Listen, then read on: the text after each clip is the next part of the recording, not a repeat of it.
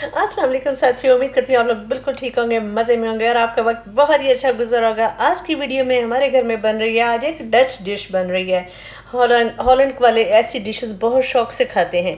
तो सबसे पहले हमने ये किया है कि तकरीबन आधा किलो आलू और दो मीडियम साइज़ के जो स्वीट पोटैटोज़ हैं, शकरकंदी, उसको आपने ब्लॉक्स की सूरत में काट लेना है और उनको उबलने के लिए रख देना है। अब एक और पैन में आपने थोड़ा-सा ऑलिव ऑयल लेना है, ज़्यादा नहीं, उसमें तकरीबन एक जो अनियन है, उसको आपने सौते कर लेना है। अच्छा, जो डच डिशेज़ होती हैं ना, उनमें बहुत ज़्यादा इस्तेमाल होता है पोटैटोज़ का। पोटैटोज़ मैं जब छोटी थी ना, तब मैंने शहाबनामा पढ़ा था। शहाबनामा में कुदरतुल्लाह शहाब जो है ना, वो बताते हैं कि वो नीदरलैंड में पाकिस्तान के सफ़ीर रह चुके थे और उसमें उन्होंने लिखा हुआ था कि आलू जो है वो बुलंदेज़ियों का मन भाता खाजा है। बड़ी ये मुझे सेंटेंस पूरा याद रहता है।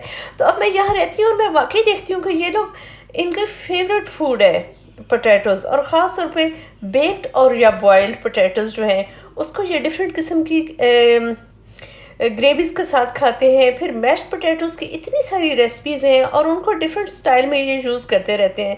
जैसे हम चावल चावलों की इतनी हमने डिशेज़ बनाई हुई हैं, इसी तरह यहाँ नीदरलैंड में पोटैटोज़ की बहुत सारी डिशेज़ हैं। तो आपने ये करना है कि जो अनियन है उनको आपने थोड़ा-सा सॉफ्ट होने तक अच्छी तरह से पकाना है। और फिर तकरीबन 300 ग्राम जो है ना, वो मैंने ग्राउंड बीफ लिया है और उसको आपने ना बड़ी अच्छी तरह से, मेरा जो था वो थोड़ा-सा फ्रोज़न था, तो मैंने उसको काफ़ी, मुझे तोड़ना पड़ रहा था।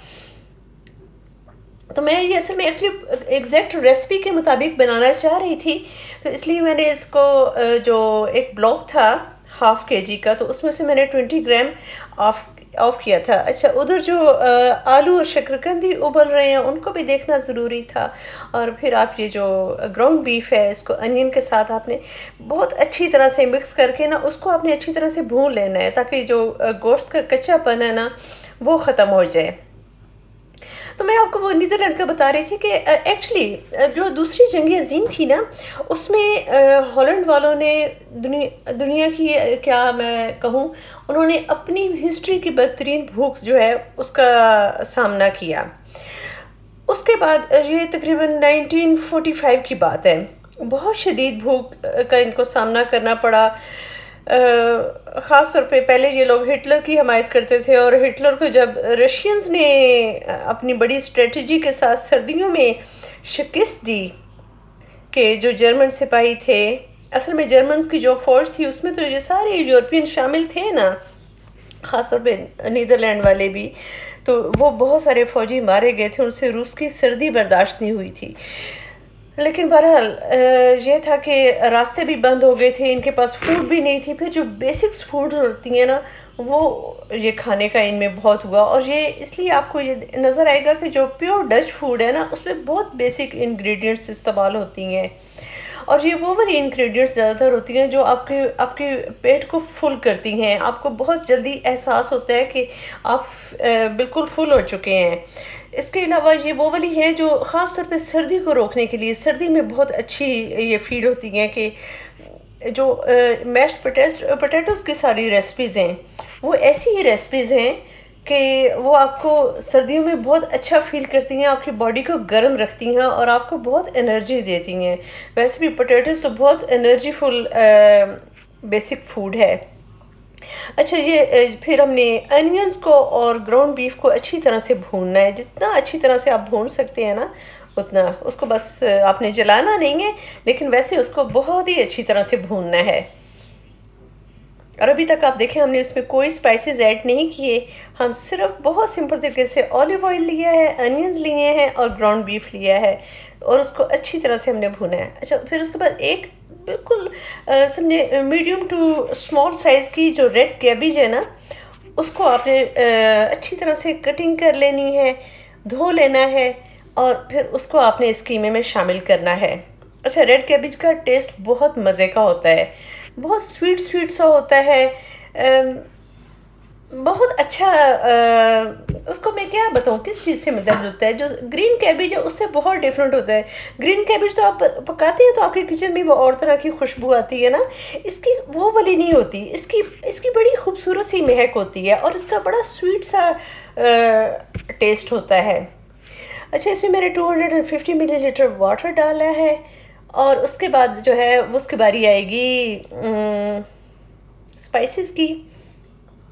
और स्पाइसेस आपको मैं अभी दिखाती हूँ कि इसमें कौन कौन से स्पाइसेस डलते हैं। बहुत बेसिक किस्म के स्पाइसेस होते हैं।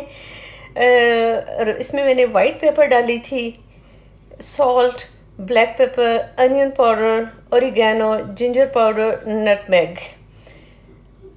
तो ख़ास तौर पे जो नटमेग होता है ना, वो जो गोश्त की होती है ना, एक स्मेल सी होती है, उसको बहुत जल्दी रिमूव करता है, वो ख़त्म हो जाती है। अच्छा, ये वाला स्पाइस मिक्स है वो डाला है और फिर आपने ना एक सेब जो है उसको ब्लॉक्स में काट कर वो आपने ऊपर डालना है। अच्छा, सेब ये वो वाला होना चाहिए जिसका टेस्ट थोड़ा सा खट्टा खट्टा मीठा मीठा होता है ना, वो वाला।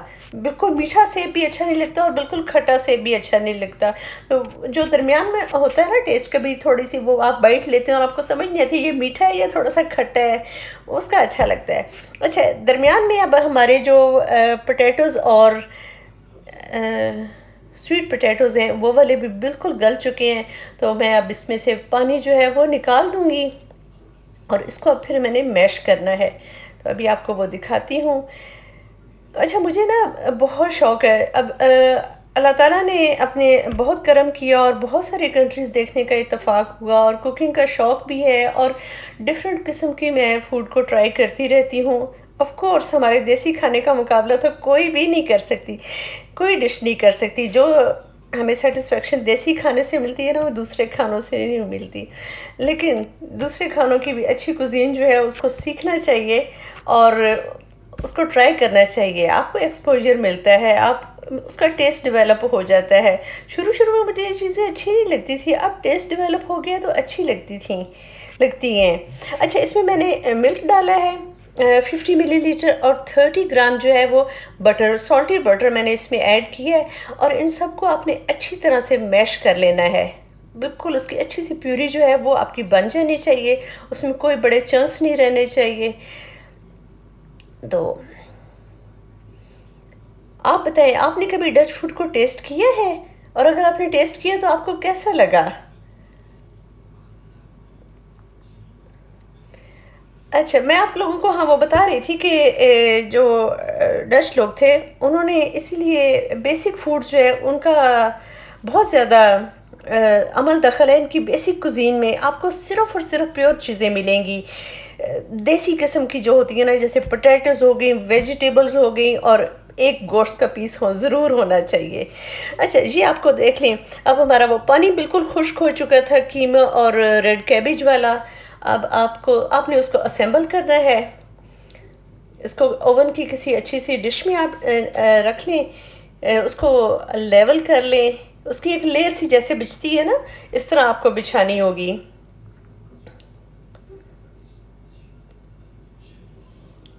इस तरह की कुछ वो होती है ना, ये मेक्सिकन डिशेस भी होती हैं, उनका भी यही स्टाइल होता है। तो अब हमने अच्छी तरह से लेयर लगा ली है, इसको थोड़ा-सा आपने प्रेस कर लेना है ताकि वो अच्छी-सी पैक हो जाए और पानी इसमें ज़रूर खुश्क होना चाहिए। अगर आपका पानी होगा तो फिर आपकी ये डिश मज़े की नहीं बनेगी।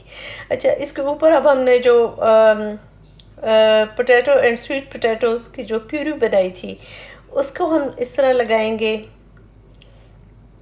और देखिए, ये प्यूरी की कंसिस्टेंसी बिल्कुल यही होनी चाहिए, वो इससे रनी भी नहीं होनी चाहिए और इससे ज़्यादा थिक भी नहीं होनी चाहिए। अगर रनी होगी तो वो मज़े की नहीं लगेगी, उसमें वाटर का टेस्ट रहेगा और अगर बहुत ज़्यादा थिक हो जाएगी तो आपके लिए स्प्रेड करना बड़ी मुश्किल हो जाएगी।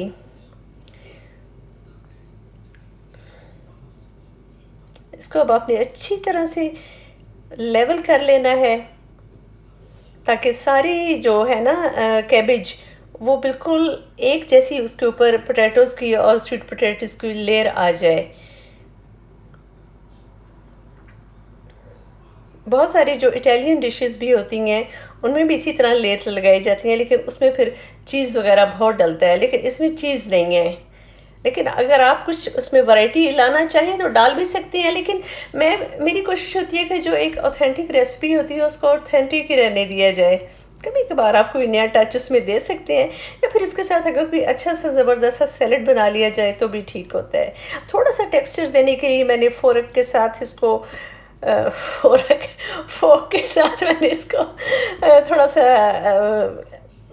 कर दिए थोड़ा-सा उसमें टेक्सचर आ जाए, और उसके बाद हमने एक और टच करना है बड़ा ज़बरदस्त किस्म का, आपको यकीनन अच्छा लगेगा। जब ये हो जाए ना, इसके बाद हमारी बारी आएगी जो एक और हमने बिल्कुल वही जो पहले सेब एक डाला है ना, उसी सेब का बैंगन भाई आपने लेना है, आई मीन कि उसी टेस्ट के मुताबिक हो, और फिर आपने उसकी लेयर भी लगा देनी है। इस तरह आप थोड़ी-सी डेकोरेशन कर लें, और फिर उसके ऊपर आप कोई भी जो हर्ब है, जो जैसे मुझे रोज़मेरी बहुत पसंद है, इसकी खुशबू, इसका ज़ायका मुझे बहुत अपील करता है, तो मैंने उसको स्प्रेड कर दिया था। ज़रा वो एक मेकअप सा हो जाता है ना डिश का। उसके बाद आपने ओवन जो है उसको प्री हीट कर लेना है। प्री हीटेड ओवन में आपने रखना है 200 सेंटीग्रेड पे, आपने 20 मिनट्स के लिए इसको बेक करना है, और मैंने इसको मिडल सेक्शन पे रखा था। और प्री हीटेड ओवन ज़रूर होना चाहिए, कभी भी ठंडे ओवन में नहीं रखें डिश, वो डिश का वो मज़ा ही नहीं रहता। अच्छा, अब ये इतनी गर्म थी कि मुझसे निकाली नहीं जा रही थी। तारा! ये हमारी डिश जो है वो रेडी हो गई है, अभी मैं आपको डिश आउट करके भी दिखाती हूँ। बहुत ज़बरदस्त, और इसकी खुशबू इतनी थी, इतनी अच्छी खुशबू थी कि पूरा घर महक रहा था। अच्छा, ये देखें, इसको मैं डिश आउट कर रही हूँ, बिल्कुल इसकी जैसे वो लज़ानिया की लेयर्स होती हैं ना, इसी तरह की लेयर्स थीं। और बिलीव मी कि जो एप्पल है, रेड कैबेज है, और ग्राउंड बीफ है, कीमा, ये इनका कॉम्बिनेशन बहुत खूबसूरत बना, और उसके साथ जो स्पाइसेस थे उनका बहुत अच्छा लगा।